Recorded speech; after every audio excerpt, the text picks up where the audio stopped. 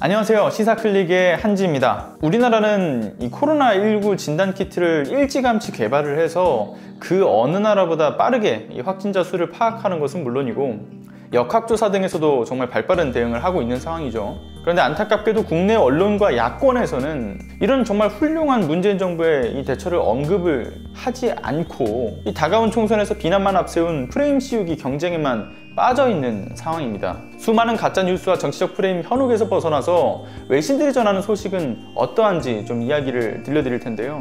아시다시피 유럽뿐만 아니라 정말 남미까지 전 세계 곳곳에서 우리나라에게 도움을 요청하고 있는 상황인데요.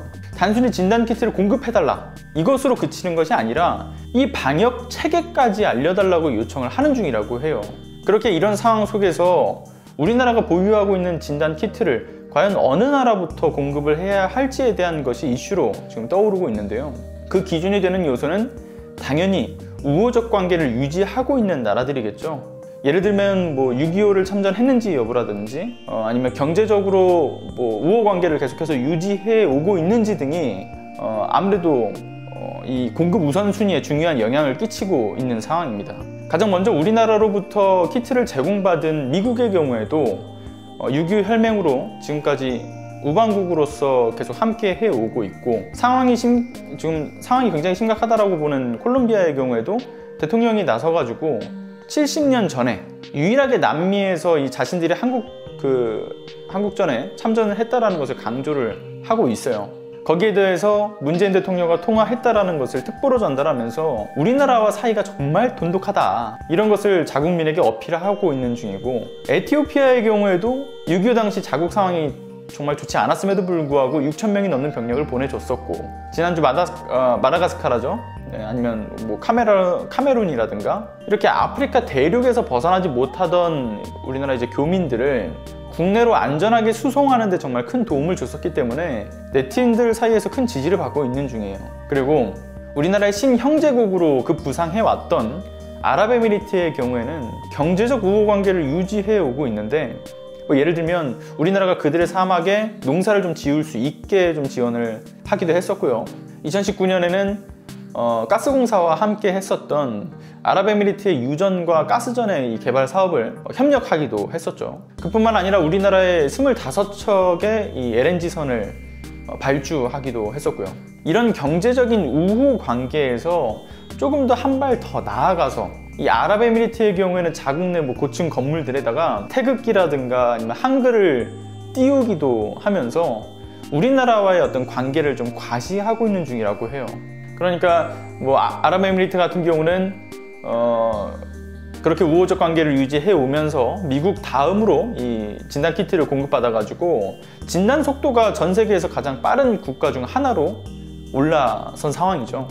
다음은 또 이제 우리나라와 세파 체결도 하기도 했었고, 40조 규모의 수도 이전 사업과 같이 여러 협력 사업을 진행하고 있는 이 인도네시아의 경우도 세 번째로 우리나라에서 진단키트를 제공받았고, 지난 27일 나토 수송기로 이제 진단키트를 가져갔었던 루마니아의 경우도 루마니아 국민운동당 의원 페트로모비아 의원이 진단키트 수출업체 직원에게 감사의 편지를 보내기도 했었다고 해요.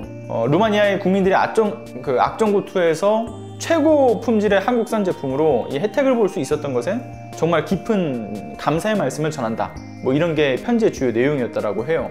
심지어 이제 루마니아 네티즌들의 반응도 굉장히 좋습니다.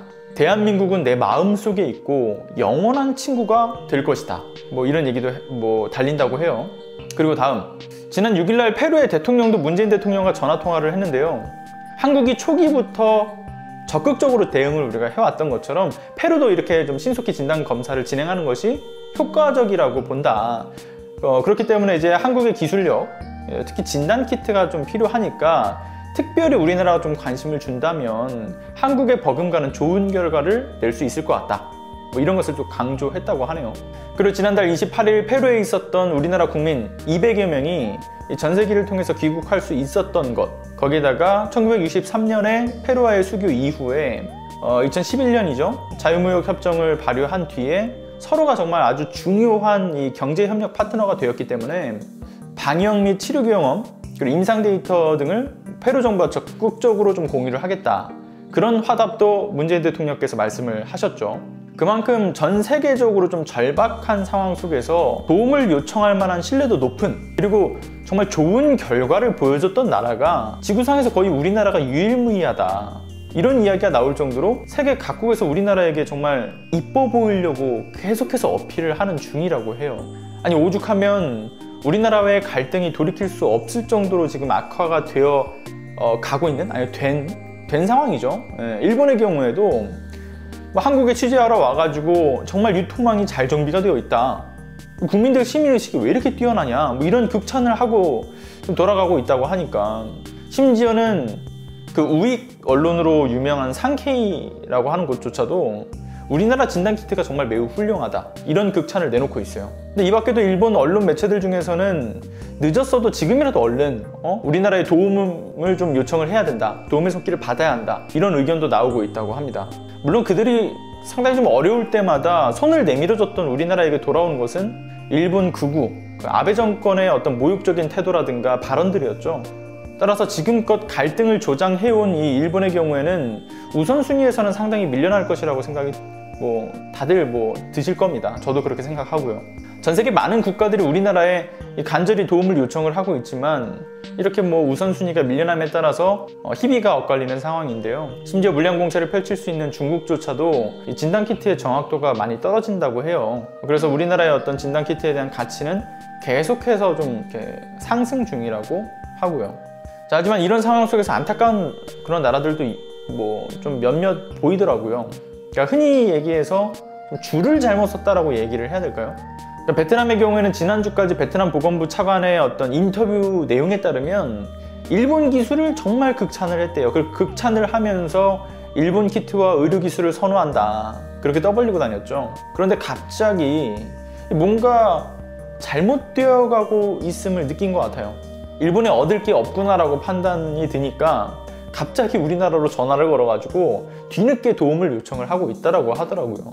덴마크의 경우에도 초기에 우리나라 진단키트 제안을 우리가 했었는데도 불구하고 그걸 거절했다가 뒤늦게 보건부 장관이 사과를 하고 지난 2일날 다시 전화를 해가지고 도움 요청을 했다고 하죠.